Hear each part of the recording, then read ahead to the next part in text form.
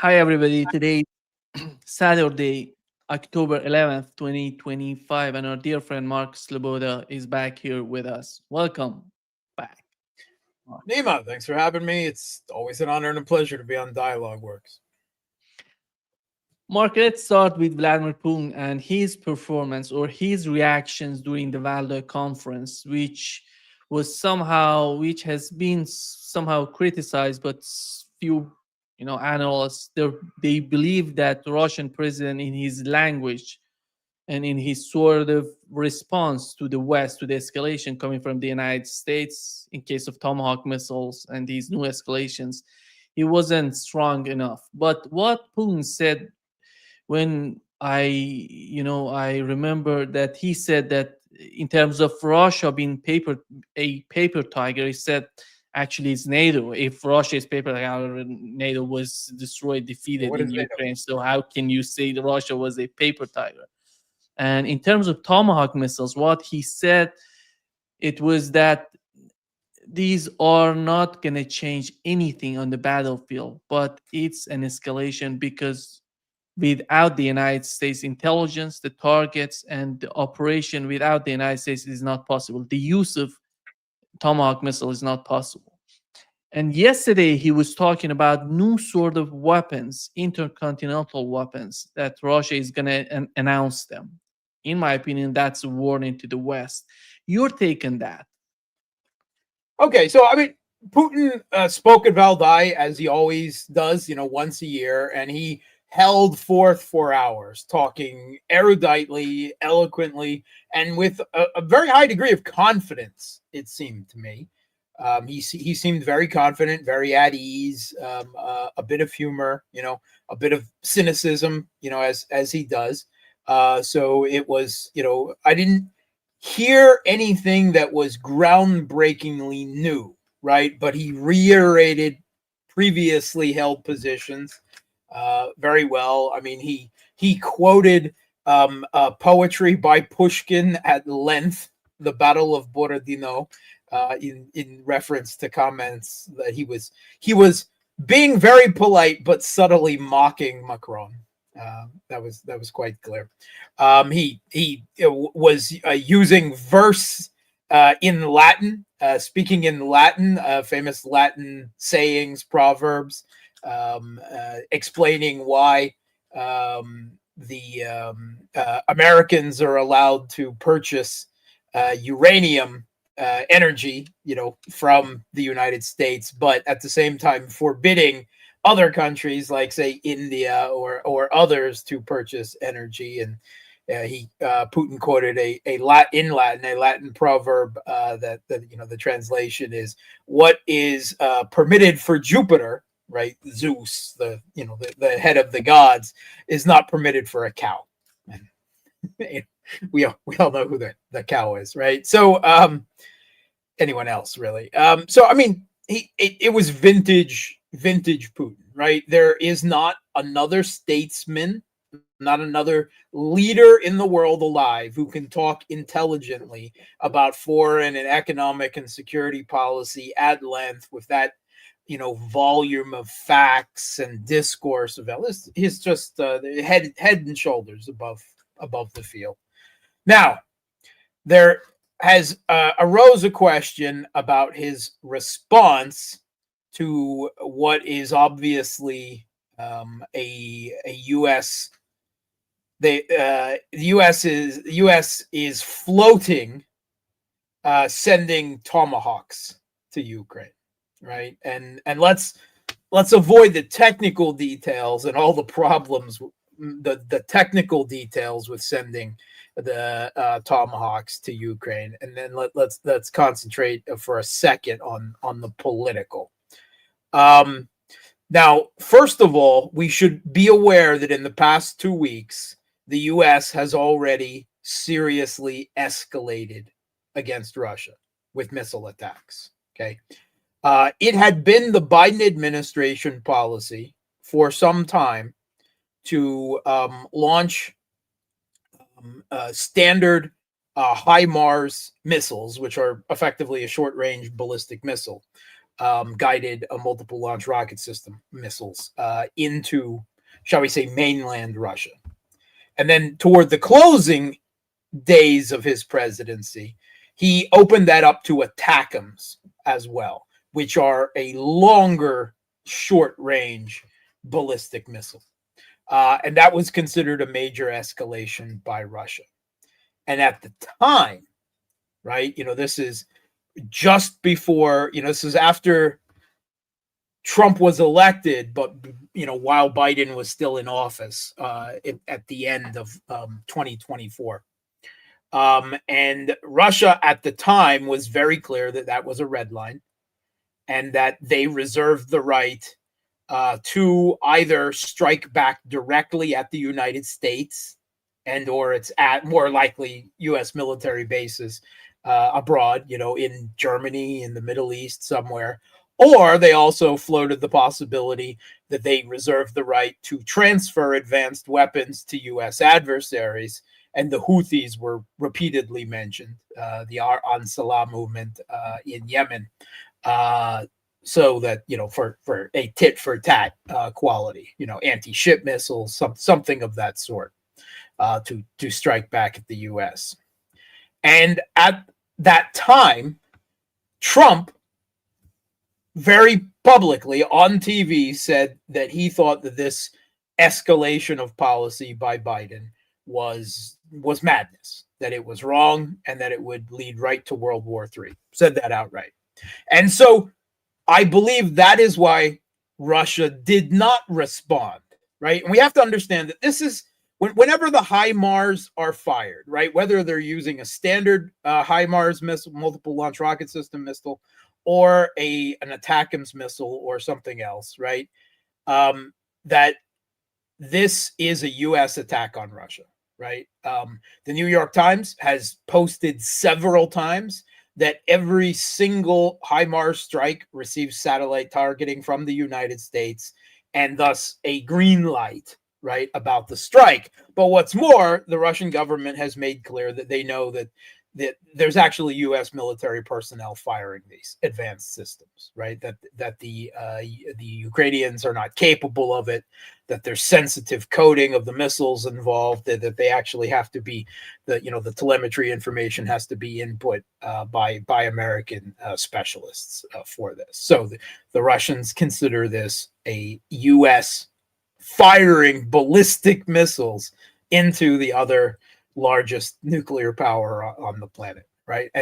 But Russia refrained from acting directly against that, despite it violating, openly a red line and them saying that they reserve the right to, because they understood that it was a provocation by a lame duck President Biden leaving, and the new incoming president was saying that that was wrong, that he would not do that, and also, holding out the possibility at the time of at least some type of improvement in diplomatic relations and being open to talking at least about the possibility of some type of political settlement in Ukraine. And the latter has not worked out, right? But when Trump came into office, the practice of firing HIMARS, whether standard rockets or ATACMS missiles, into mainland Russia stopped.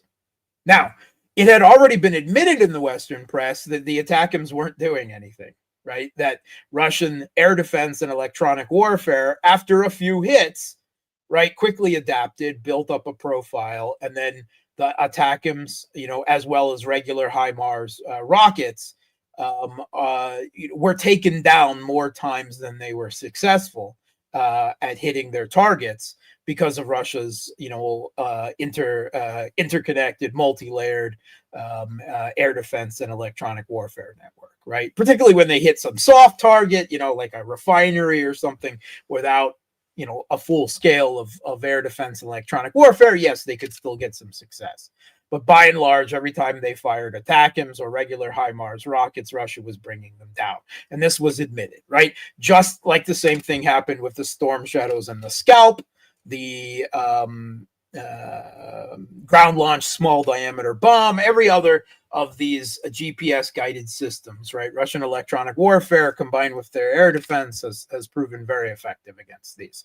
And there was even a headline in the Western press in late 2024 talking about how Western advanced weapons work against Russia up until they don't, which is about 3 shots, right? I mean, that's for those of you out there who are sci-fi geeks, trekkers like me. You're well aware of the situation with the Borg, where the Federation, whatever they encounter, them get 3 shots with their phasers, and by then the Borg shields have adapted, and you're screwed, right? And that's exactly the situation with Russia and its air defense and electronic warfare.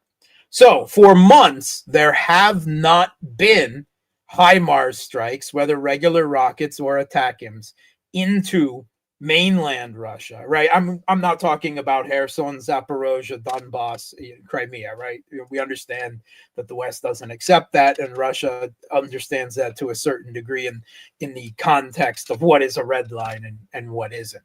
But in the last 2 weeks, there have been repeated HIMARS attacks into Russia, into the Belgorod region, targeting particularly the electrical infrastructure in Belgorod. And that is the first time during the Trump administration that has happened, right? And we know that this is America. Obviously, this is not a big deal as being made about this by the Americans or the Russians, but for those who are paying attention to the conflict, they know that this is a serious escalation, right? Or if you want a return to a Biden administration policy, a failed Biden administration policy that Trump himself had once decried, but having attempted through cajoling, bluff, bluster, carrot stick to get Russia to agree to a freeze of the conflict on American terms that would preserve the Kiev regime in Ukraine, U.S. proxy regime there.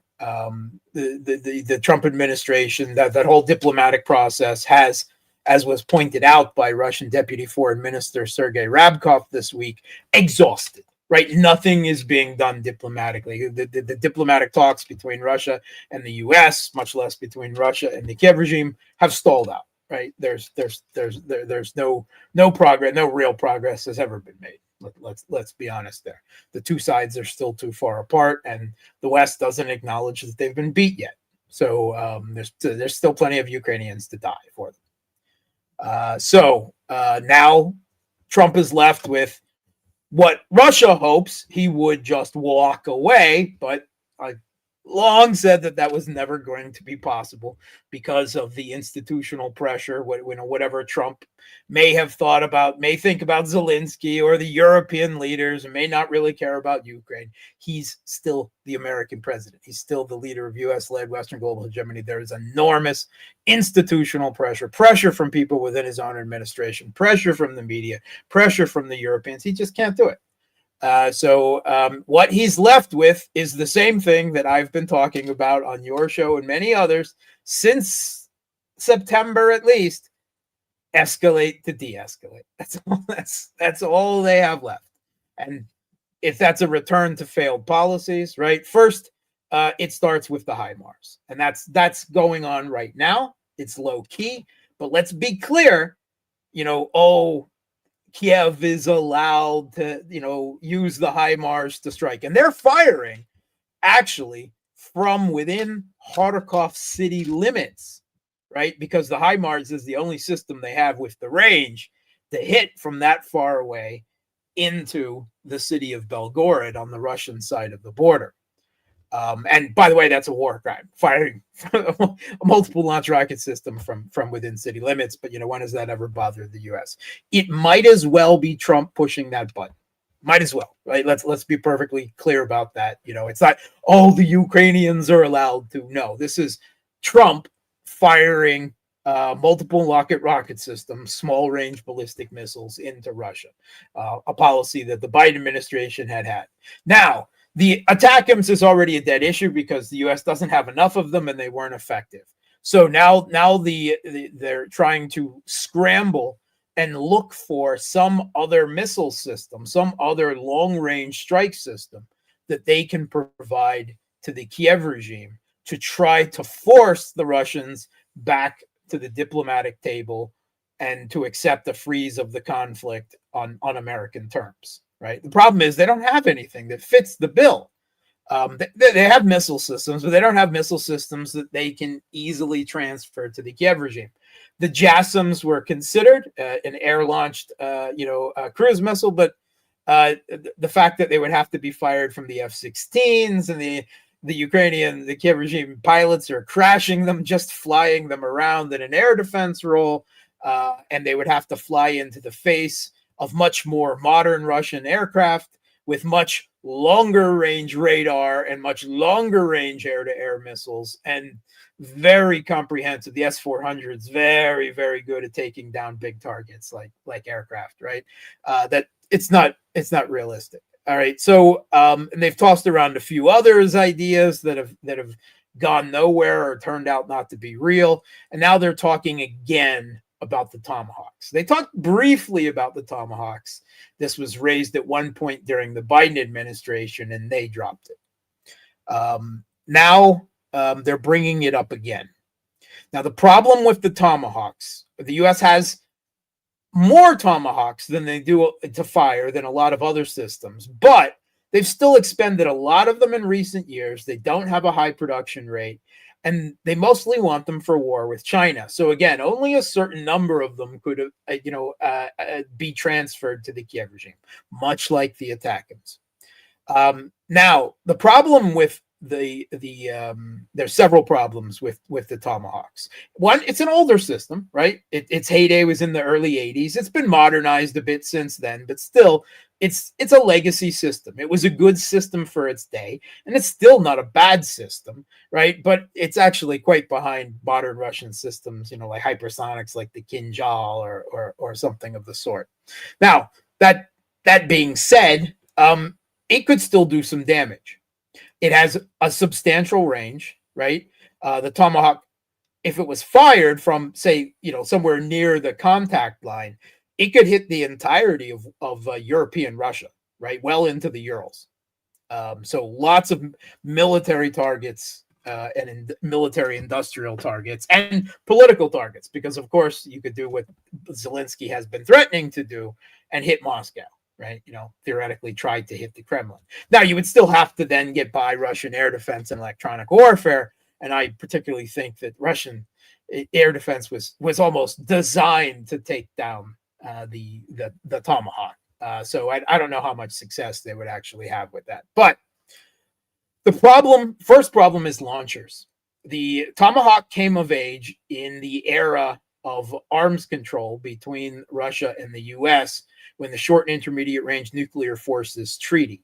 That forbid the short and intermediate range missiles, which the Tomahawk would fall under, being launched from ground-based launchers, right? There was a hole, or intentional or otherwise, that basically said cruise missiles could be fired from, strategic bombers, right? Or ships, submarines or surface ships and the like.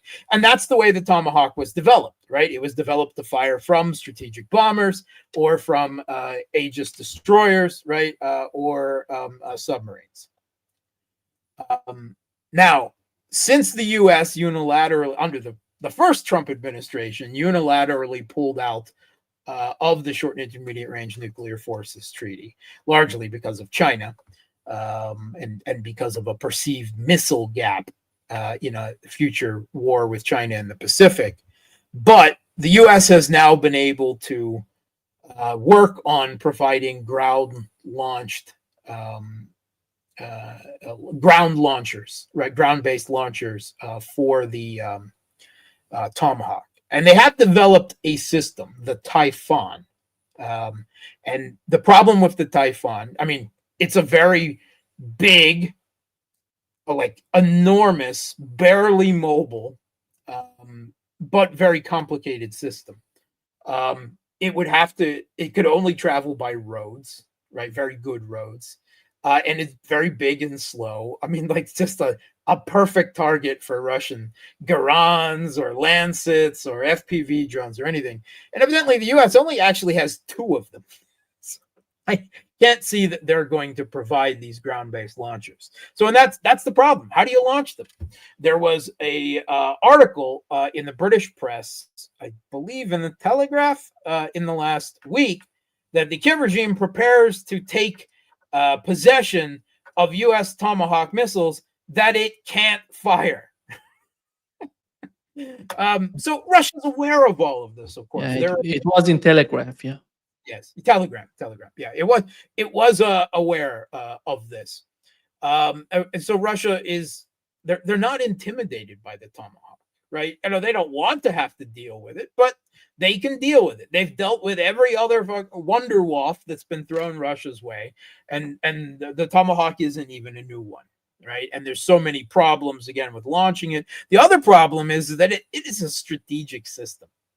Right? The Tomahawk was originally envisioned as a nuclear carrier to carry nuclear warheads. And it can still do that today, of course, which means that Russia would need to consider that any Tomahawk hurtling into Russian territory, headed to Moscow or somewhere else, is a nuclear first strike. They have no immediate way of knowing what warhead is on that cruise missile. So then they have to make a decision. Do we launch our own nukes in reply? I mean, that's would have to be the tenseness of every situation. That's why the Tomahawk is, because it is a strategic system, would be crossing red lines of all red lines, and it would put us in such a dangerous position, right? And you can well say, oh, well, I mean, the Americans would never fire a nuclear missile, yeah, until they would, right? The Russian military has to base, decisions and responses based on contingency, not on, probability, right? They have to prepare for the worst case scenario, because at stake, in any situation is the existence of Russia as a state, right? So they have to take that extremely seriously. So these are all the problems, and this is why it's so hard to transfer the Tomahawks and make them useful. Now, we also heard in that same Telegram article, and some Ukrainian officials have talked about it, that the whole point of sending the Tomahawks, at least at first, would be just to pressure the Russians. They wouldn't even be fired. Then maybe eventually they would be allowed to fire. No specifics of how they would be done that, but only a few of them, and only on border areas and so forth. And then, they talk about step escalation until Russia agreed to U.S. terms, which they would never do, because the Tomahawk is not a serious threat. I mean, it's a threat, but it's not a situation, a game-changing threat. They would quickly adapt to it. It's salami slicing tactics, right? The idea of course, salami slicing tactics work a little better when you don't openly call them salami slicing tactics, right? But that's where we are. And the Biden administration has used that gradual escalation, that frog boiling in the pot, if you want to use that way of looking at it instead, quite successfully against Russia. Because I remember a point where Biden was saying that F-16s and tanks transferred to Ukraine, right, would mean World War III. And yet, we found ourselves there already, a couple years ago. So Putin was asked, all of this, right? All this internal debate is going on in the West, right, about the transfer. And Trump is, I've made a decision, but I'm not going to say what it is, but I want to know how they would use them, as if the Ukrainians haven't already told them. This is all games, right? This is an attempt at waving a stick around, right? Only that stick's not so big, right? That's not from the Russian perspective anyway. I mean, even the Yemenis were shooting them down. I mean, come on. So Putin was asked about this at Valdai, and Putin's response was, well, if the Trump went down this path, right, and transfer the Tomahawks, that would be an end to the improvement, if there has been any substantial improvement, of U.S.-Russian relations that has occurred in the last few months. And frankly, that's not much of a threat. Let's be honest about that. That is not a hard position. That was not a hard statement. And there were grumbled voices within Russia, right? Both from within the elite and from within the commentariat on TV and media and so forth, that this is not going to deter anything. That Russia needs to immediately return to the policy that they were talking about at the end of the Biden administration, that if you fire missiles at us, because that's what it is, then we'll fire missiles at you, right? Do you want to go down there, right? And Putin was not saying that at all. I mean, that not even anything close to that. And again, there was some disgruntlement. Now, there are some people in the alt media whom have evidently taken political talk on political talk shows far too seriously, and thinks somehow that there's a coup against Putin, right, over there, that he's hanging on by a thread and that he could be overthrown. I mean, and this is just,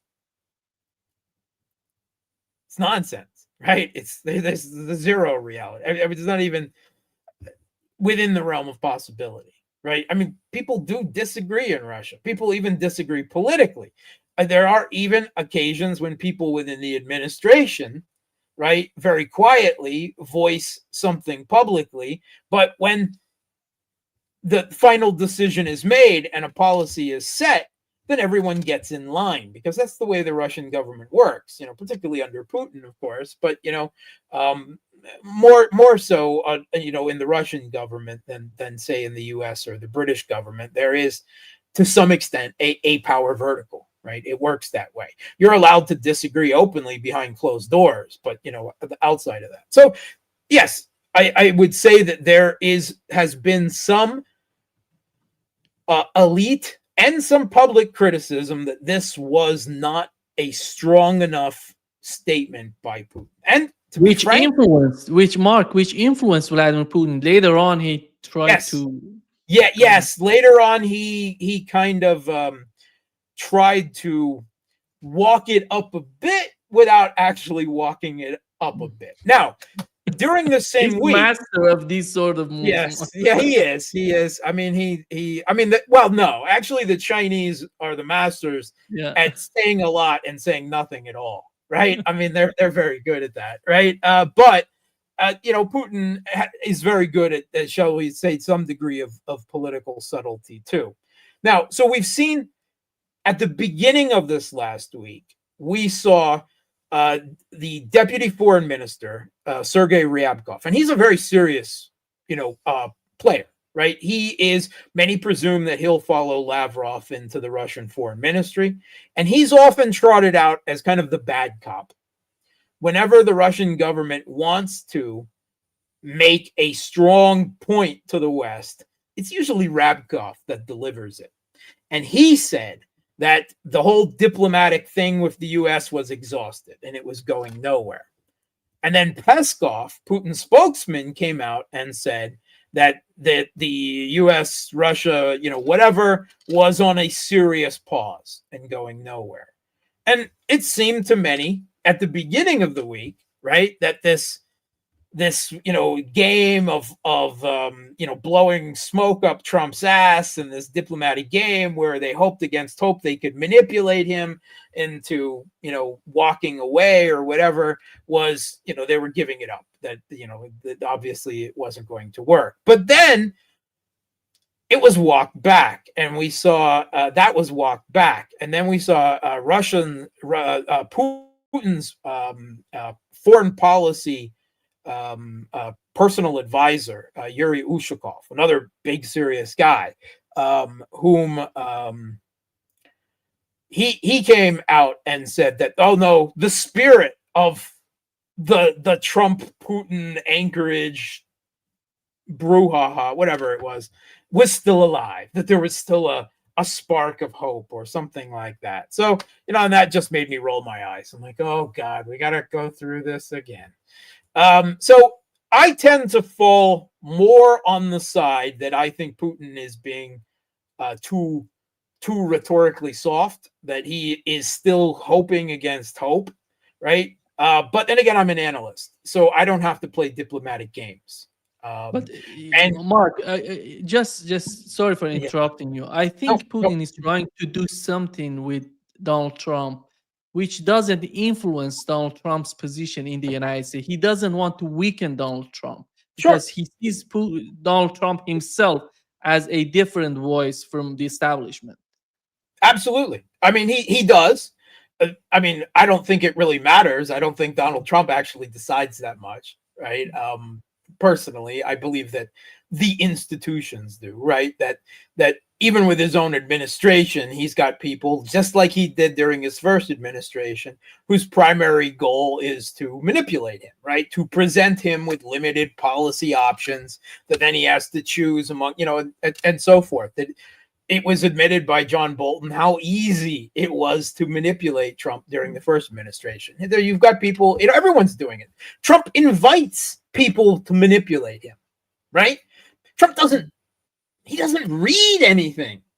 He's an idiot, right? He has president has to be short and snappy with lots of pictures when you're presenting him with policy options, right? That's the way he likes it. That's what he demands.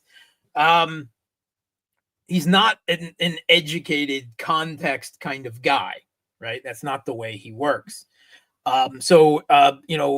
He's got people with his own administration that do it, people within the deep state, the intelligence services, the security services, everyone. And so I don't think that he really is allowed. Putin has commented on this before, that every once in a while, a U.S. president comes in and thinks they're going to do something differently, and then he says the people in black suits show up and explain to them the way the world works, right? And that's where they are with Trump. But Trump, he kind of he thinks of himself like a king or the god emperor of mankind, if you will. And everyone, right, domestically, other leaders around the world, they're supposed to come to his court and pay court to him, right? That's the way, right? So the game is flattery, appealing to his narcissism, giving him this, giving him that, never disagreeing with him on everything, right? Yeah, I mean, and Putin does this. Now, because Trump regards Putin, seriously, right, as I think he honestly idolizes Putin a bit, right? But that's delving into psychoanalysis, so maybe that's beyond the scope of foreign policy analysis. But regardless, Putin is a bit better at it. At manipulating Trump, but still he's doing it from the outside, from the adversary, if you will. So it has very limited effect.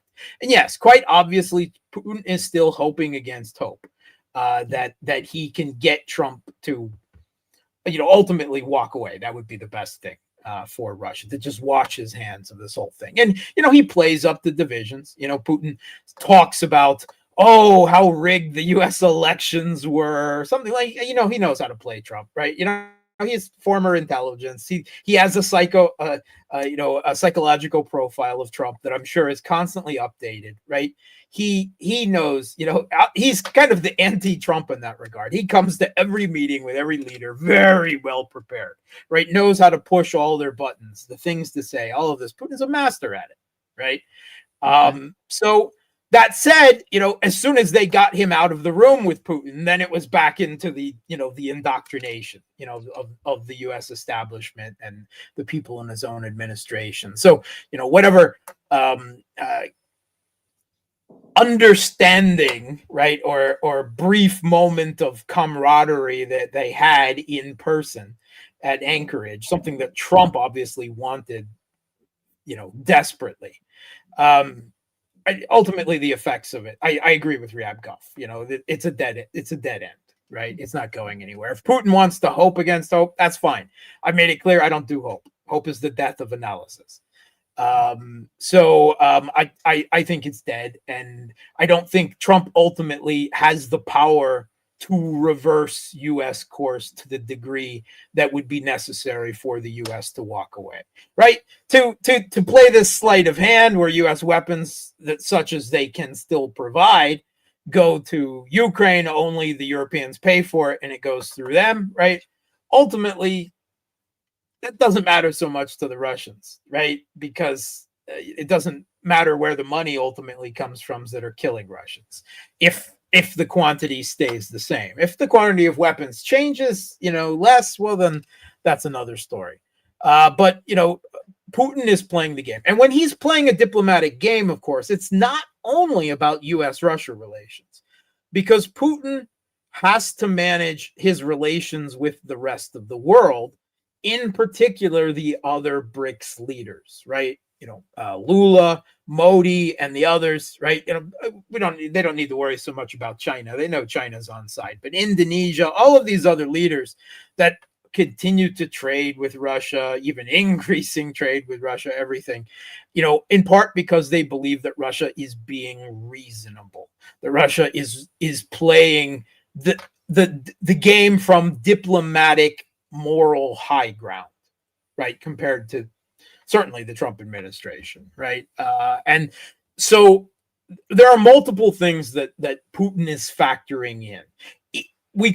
You could make the argument that Putin may not even believe that anything will come of this game, right? Still continuing to engage with the United States, but might still be going through it for other diplomatic reasons that have little to do with direct U.S.-Russia relations, right? And the possibility of any success there. That's possible, right? But again, that's kind of moot because as analysts, right, and journalists, we're allowed to talk through that stuff. We don't have to play those games. So I don't see it leading anywhere. But we should be aware that there was some domestic and elite disgruntlement against Putin's perceived response to Trump's possible escalation, right? That saying that it would ruin U.S.-Russian relations when they're already in the toilet wasn't a substantial deterrent red line, statement. But that it is not a coup, right? We're nowhere. That's not even possible. It's not with it. It's in the realm of fantasy stuff and personal projection, I guess, or something. I don't even know. But that brings us to where we are now with the situation, and everything that is being printed in the media makes it sound like it's a done deal, that the Tomahawks are going to be transferred, right? That's the way the Telegram is talking about it, as pressure, blah, blah, blah. But again, there's no real specifics about how they would actually fire. There's some possibility that they could jury rig a lighter ground-based launcher, much smaller and more manageable than the Typhoon. But if so, they would still be doing it, apparently on the fly. And the U.S. isn't very good at that. The U.S. military-industrial complex is not very good at that. And if they did, it's likely that it wouldn't be in enough quantities that Russia would even, in the scope of this titanic war of attrition, Russia would barely notice other than politically. So that's why it's a big issue, but it's not a big issue also at the same time. Mark, you mentioned Donald Trump. He really wanted to win the Nobel Peace Prize, but it was, and finally someone from Venezuela got the peace, the award. And do you see the situation in Venezuela somehow related to what's going on? I'm talking about the end game with Russia, because it's not an end game with Russia, right? We're in the end game, right? We are in World War III, right? Exactly. We are in a series of conflicts, a conflict for world order that encompasses multiple areas, multi-spheres, and absolutely, there is someone of a high position in the deep state, in the blob, if you will, in Langley or the Pentagon or both.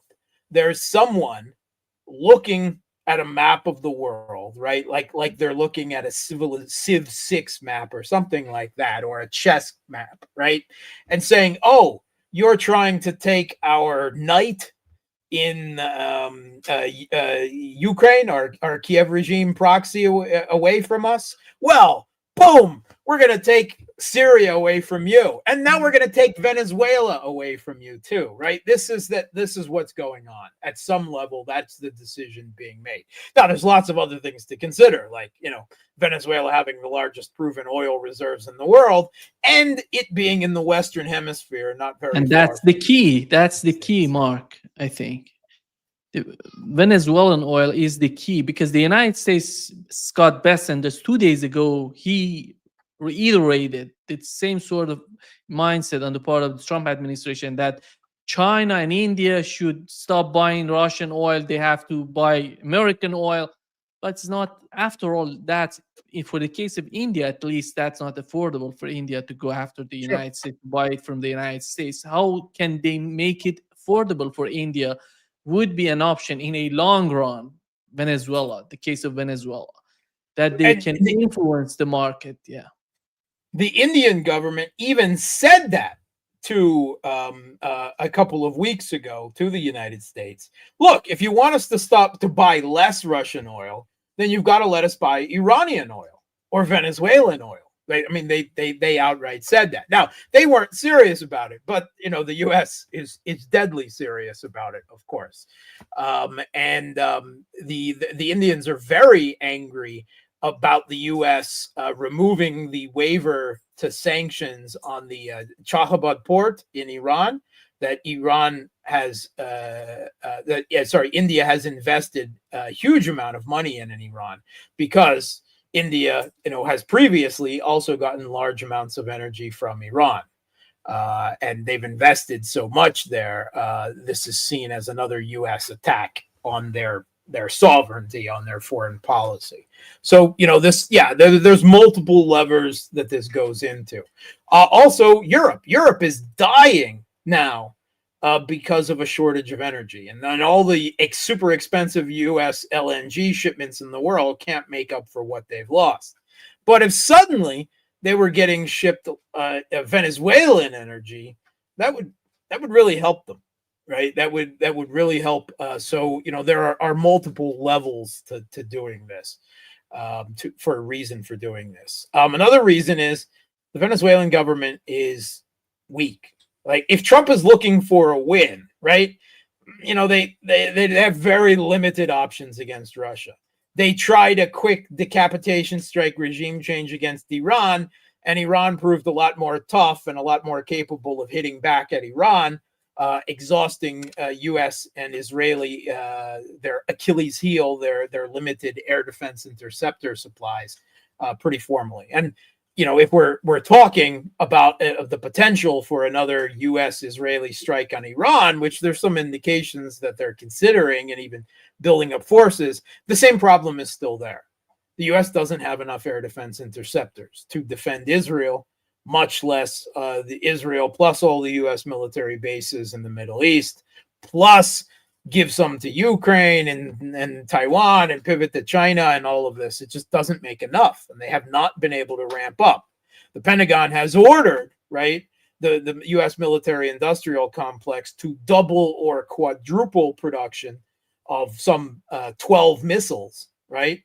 And one of those is certainly the Patriot, the PAC-3 interceptor. And the response from industry was like, yeah, that's not really possible unless you want to invest tens of billions of dollars, that would allow us to buy up the facilities and train up the labor and acquire the downstream material supplies and everything that would be necessary to do that. So this is a very limiting option for the United States. But in Venezuela has very limited air defense. Now, they do have some older Russian S-300s, is my understanding, but not a lot of them. They don't have a significant air force, right? They don't and they have a significant domestic opposition that is, the Western media is openly talking about the U.S. getting the opposition ready, right, when they launch their decapitation strikes and regime change to take over on the ground. right? And that is quite obviously what has happened with this Nobel imperialism prize. I'm sorry, peace prize. My bad. It's just a big green light, right? Oh, we're not going to give you the Nobel Peace Prize this time, Trump, but we are going to greenlight your regime change of Venezuela because ultimately that would really help our energy situation in Europe too, right? I mean, that's flat out what they said. And Trump is looking for a win, right? He can't get a win against Russia. He can't get a win against China, and he hasn't been able to get a win against Iran. But Venezuela, that's looking like the low-hanging fruit, right? So, he's able to present himself as some kind of peacemaker in Israel, dictating terms to a Palestinian population that is literally being starved to death. He, at the same time, is obviously preparing, a flotilla for regime change operations, almost certainly a decapitation strike, right? He has the U.S. position is clear, right? And they have pursued this strategy against other Central American leaders that were geopolitically not aligned with the U.S. before. Just declare them to be drug lords, and then you get around it, at least in the perverse U.S. way of legally looking at things, right? That doesn't take anything to do with international law into account. But the U.S. position is clear. Maduro is not the legitimate, elected leader of Venezuela. He's a narco terrorist, right? That's so he's a target. They have a bounty out on his head. Now it must be said that there have been bounty out on Al-Julani's head before. And now he's ended up as the U.S.-backed leader of Syria, right? The terrorist. But that's a different situation, of course. So they started off with this, we're going to hit ships coming out of Venezuela. And they might have even been drug ships, right? We don't know. Right? How do we know who was on them? We know there was in international waters, and it's a gross violation of international law. Now, when I was one of them was Colombian, was not. Yeah. Was it Colombia? I did not even know that. I mean, they don't like the government in Colombia either because it's leftist now, which, by the way, limits their options in Venezuela. If there had not been that change in political situation between the first and the second Trump administration, with a leftist coming to power in Colombia, the Venezuelan government would have already fallen. Let's be clear. That is a big limitation, right? Because they could go right across the border. I mean, I know it's not a great border area, but it would be possible. But I mean, obviously, these strikes are a clear violation of international law. Decades ago, when I was in the U.S. Navy and we did a Caribbean drug ops tour, we had to have a Coast Guard person on our ship because we weren't allowed to even detain, much less fire on a potential, ship that we might have suspected of drugs. We had to have a Coast Guard, and then they had to be boarded and everything else. And really, they were much faster than our old cruiser was. So we just stop. I mean, it was just silly stuff. But obviously, Trump is just blowing ships out of the water now.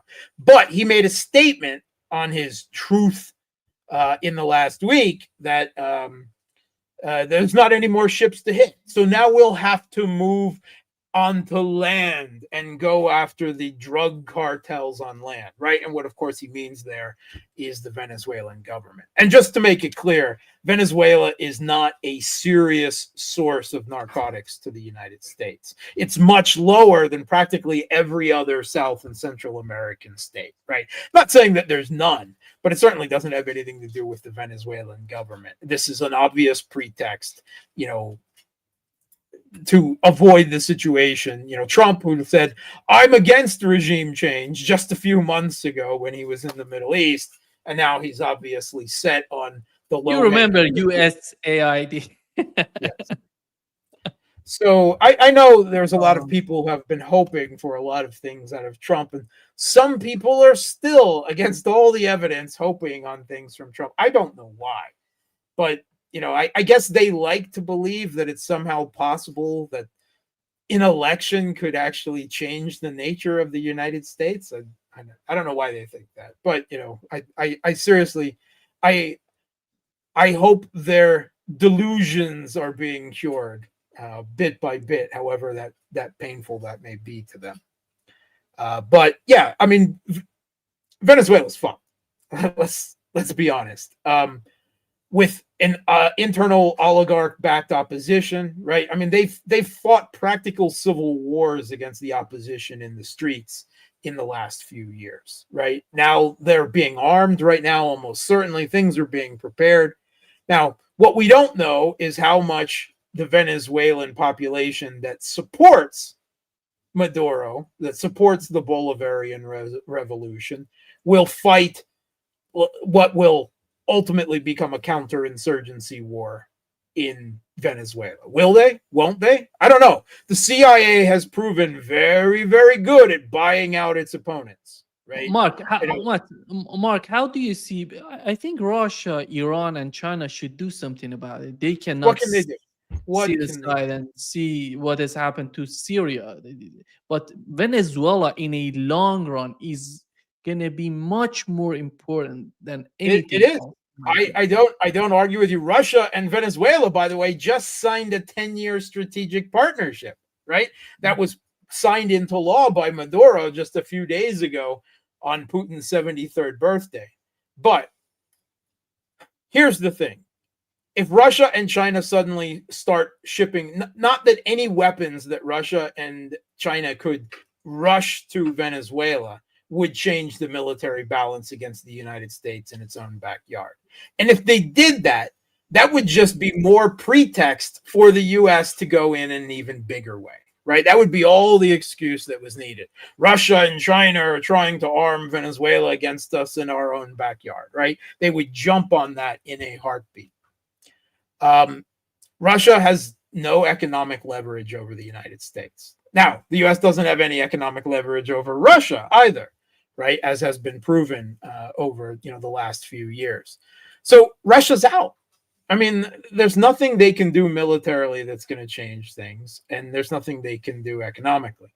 China doesn't have the military power projection, right? I mean, they could do the U.S. thing of, I don't know, putting Chinese troops on the ground in Venezuela, right? As a tripwire force. If you go to war against Venezuela, you're going to war against us.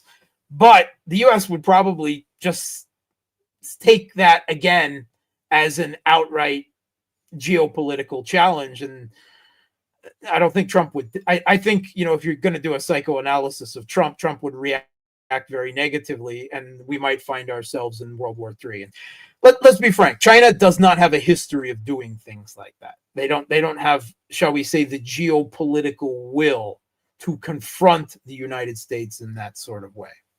So all that's left is China economically. And we are seeing a renewed trade war just suddenly ignite in the last week or two, right? With China tightening controls of rare earths, the U.S. still on their semiconductor controls. Now there's talk about taxing ports and taxing ships, right? And now Trump has declared new 100% tariffs. The whole U.S.-China trade war is going back into, full-blown trade war status. But that's mostly about Chinese interests. I don't think China has the leverage to economically.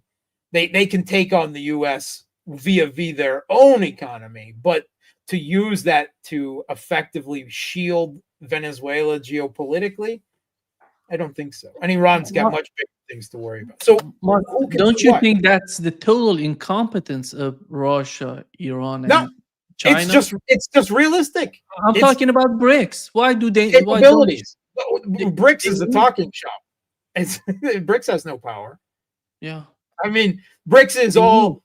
BRICS is all aspiration and nascent and the possible kernel of a new alternative economic system and everything. But I mean, BRICS also has countries like Egypt and the UAE that host U.S. military bases and receive BRICS. People have some serious illusions about BRICS, both its capabilities and what it's intended by its various members to actually do, what it's capable of doing.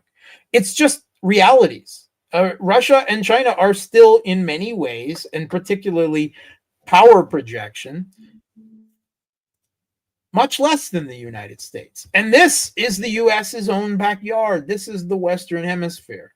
The Venezuelan government has a small military. They have small military power. There's just nothing realistic. It's not that they don't want to. They certainly don't want this to happen. But anything they did would likely only make the situation worse. And they've all got bigger other priorities. They can, at some level, I'm sure they're talking this in the Kremlin, in Beijing. And at some point, they're probably saying, well, if they do this, they're just going to bog themselves down in another guerrilla war. And we'll see how well that goes for them. How good did Libya go for them? So, that can be the argument. And, there's something there. But at the end of the day, that's only a cope, right? That's we can't do anything. But it's realistic. Russia can't protect Venezuela, right? China can't protect Venezuela. Anything they would do would, let's say Russia and China sent troops there as some type of human tripwire. Not that they could stop U.S. forces. They don't have the ability to send and supply enough forces to make an actual difference. But then that would be an open geopolitical declaration of war, right? I mean, that would be such a huge escalation that I don't think either Russia or China is willing to do that yet, to go to that level of confrontation with the United States over Venezuela, which ultimately they can't save. They can't. They don't have the power to do it. It's not a good situation, but there are obviously things going behind the scenes that we don't know about, and there could be some ace up the sleeve that I'm not seeing yet. I don't know. That's the way I see things with the information I have now. And it's not a bright picture for Venezuela, but it is what it is. And like I said, the Trump administration seems to have now fastened on Venezuela as the low-hanging fruit. The Europeans, the Norwegians just gave the green light. Woohoo! We're all on board with this. We'll reconsider you for a peace prize. You got 3 more years, right? Right now we're giving you the green light because Venezuela, that energy supply would really help us out too. I mean, it's that blatant, that obvious. I mean, this woman, this Maria Corina Machado, she's been openly involved in U.S. regime change efforts in Venezuela before. I mean, Nobel Peace Prize, get out of here. It's so blatant, so transparent at this point. Putin. All right, so there were 2 things about this Nobel Prize. One that I found amusing was Zelensky in Ukraine made the statement that he would nominate Trump for the Nobel Peace Prize if only Trump would give him the tomahawks, which was just so on point for Zelensky. And for the reality of the Nobel Peace Prize. People might say, oh, the contradiction, the oxymoron, peace, tomahawks. But I mean, the truth is that the Nobel Peace Prize has so deteriorated itself over the last decades that it's obviously meaningless. It's the U.S.-led Western global hegemony approves stamp. That's all it is, right? Now, Putin made some, again, vague comments basically supporting Trump for the Nobel Peace Prize, which I found a little bit gut-churning, right? To be perfectly honest, I thought it was a little bit disgusting. I understand that Putin is not serious, that he is playing a diplomatic game of manipulating Trump. Again, I don't think there's any point to that game, but that I don't make the decisions in the Kremlin. They have a lot more intelligence than I do. So on, that Putin is still playing that game of blowing smoke up Trump's ass, and that's clearly what that was. Even if it made me a little ill to the stomach, but that's some of the things that we saw going into that, and it's it's a sick, sad world. What do you want? Yeah. I think looking at the list of those people who won the Nobel Peace Prize in the last, 5 years, 2021, it was the Russian opposition.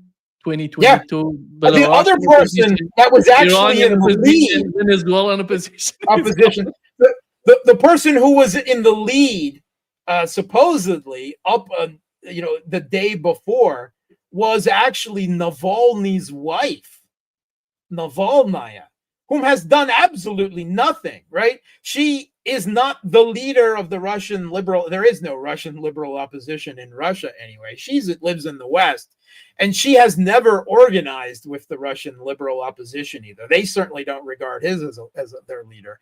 But Biden evidently anointed and appointed her the leader of the Russian opposition in the United States, right? The U.S. shadow government, and she was in top consideration. So I mean, Russia was like, we get either Trump, Navalny, or this bitch in Venezuela. So I mean, Russia was I guess Trump might have looked best out of those three possibilities.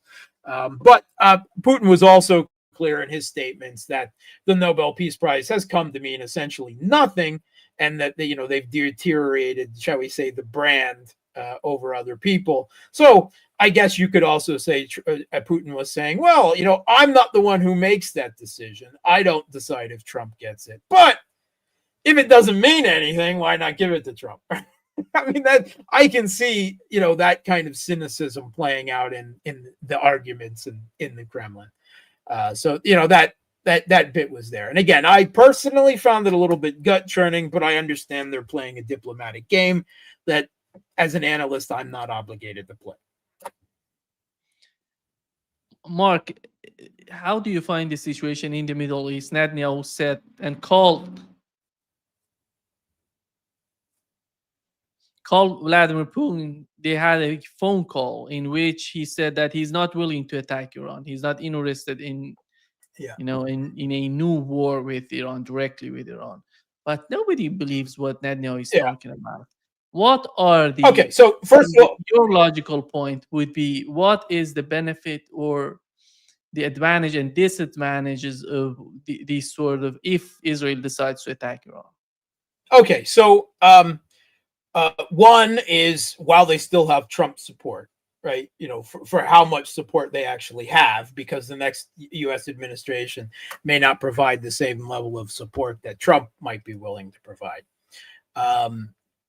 Two, it seems obvious to me, and from the statements from Iranian officials, that Russia is now beginning the process of building up Iran's defenses, right? There have been statements from Iranian officials that the MiG-29s have already arrived, that the S-400s are on the way. Take them for what they're worth, but that seems serious. And we've seen, reports of Russian military aircraft several times landing in Tehran in the last week. We've also seen similar military transports from China, and even from one from Armenia. So, I mean, you could make the argument that the U.S. and Israel realize that it will take time to set up those systems, years, right, to make them truly effective, right? Interconnected, integrated, multi-layered air defense and electronic warfare system like Russia has, that will take a long time. That's so better to strike now before it's set up. On the other hand, you have the fact that the reason why the last one was called off, right? Why Iran said, we're out, Uncle Trump, come save us, and Trump went in and dropped some bombs and declared victory in a ceasefire, is because the Israel and the U.S. were out of air defense interceptor missiles, right? And Iranian long-range strikes were starting to penetrate ever more and doing more damage in Israel, and apparently, they had a larger supply of missiles at the very least than the U.S. and Israel had air defense interceptors. Now, We know what the U.S. production rate of air defense interceptors are, right? Right now, Raytheon is making some 600 a year, right? If they've managed to ramp up as much as they said they wanted to, and they want them to make more, but that's a pie in the sky. So, in the last few months, they have not been able to restock their air defense interceptors to such an extent, that they could do this. So once again, they would be back on the hopes of another decapitation strike, or effectively taking out enough of Iran's missile launchers, right? That's what the hopes they would have left. The same hopes that did not come true during the first attack on Iran, the last attack on Iran anyway, a few months ago. So that's a problem. And I was surprised when that attack was launched, to be honest, because the first thing I said is they don't have enough air defense. And sure enough, that's why they had to stop it eventually. They had hoped to finish it quickly, right? And with the decapitation strikes and this Mossad activity in Iran, and none of that actually, worked to the extent that they thought it would. Maybe they think they've got a better plan. I myself would think that Mossad probably burned off a lot of assets in Iran, but I don't know. So that would be their hope. But once again, the U.S. Achilles heel is air defense at this point, right? It limits their military options against Iran, against Russia, against China. The only one that doesn't really limit their operations against is Venezuela, because Venezuela doesn't have any significant long-range assets, right? So there's reasons to argue why the U.S. and Israel would want to attack Iran first, and there's reasons why it would be very difficult and perhaps suicidal for them to do so. On that, you should leave that, of course, you should believe absolutely nothing Netanyahu says to Putin or to anyone else. And remember that Israel just bombed Hamas diplomats in Qatar, right? Lured there by the United States. That Trump killed Qasem Soleimani, again lured to Iraq under pretense. So obviously you can't believe anything these people say. But I don't think Russia is counting on that. I think they're building up Iran's defenses as fast as they can to give them what assistance they can, as quickly as they can, that Iran will agree to. That is because it's not in Russia's or China's interest to see Iran fall. Like, as you pointed out, it's obviously not in their interests to let Venezuela fall either, but geography matters. Iran, much stronger country, much stronger military, much closer to Russia and China, and much further from the United States, and even a significant distance from Israel. Venezuela's on the other side of the planet from Russia and China. I mean, that's, again, limitations, practical geopolitical horizons and all of that. So as far as this peace deal goes, I mean, this is obviously being a capitulation of Hamas being dictated by the United States, right? Hamas is supposed to disband. They are supposed to disarm. Some of them may be allowed to go into exile, others amnesty. I mean, that's the plan, right? There is no promise of a two-state. I mean, that's not in there. They say that the 20-point plan recognizes that's the aspiration of the Palestinian people without anything. But at this point, there's very little options. I mean, Hamas is in a very bad situation. Their leadership has been eviscerated. And more than that, the Palestinian people can't take any more. There are literally dozens, if not hundreds, of Palestinian children dying just of starvation and malnutrition every day at this point. They've been driven once again out of most of Gaza City into in-the-field concentration camps where they get shot at as they line up for a tiny fraction of the food aid that they need to survive that Israel is letting in. You could very well say, you could make the argument that Hamas is winning because they have not been completely wiped out, right? Because that was the goal of the Israelis. And you could say that Israel is no closer to wiping out Hamas which is, counterinsurgency. It's not really impossible unless you wipe out all of the Palestinian people. But the Palestinian people are in a really bad situation right now. Try to find a building left standing in Gaza. I've seen the pictures, the videos of the Palestinian people. There's just not a lot of options. Hamas is praying at this point that Trump forces, they are counting on Trump's guarantees, which I would venture is like Trump trusting Netanyahu, that they will force Israel to end the war because Hamas is in that bad of a situation. And already Israel is saying, oh yeah, those Palestinian prisoners we were supposed to release as part of that hostage exchange on both sides. Yeah, we're only letting these 10 guys, or 60 guys or whatever go, and all the rest of them we're not. I mean, they're already walking back on this. I think that Israel will play along until they get the hostages and the hostages' bodies back for those they've already killed in airstrikes and whatever.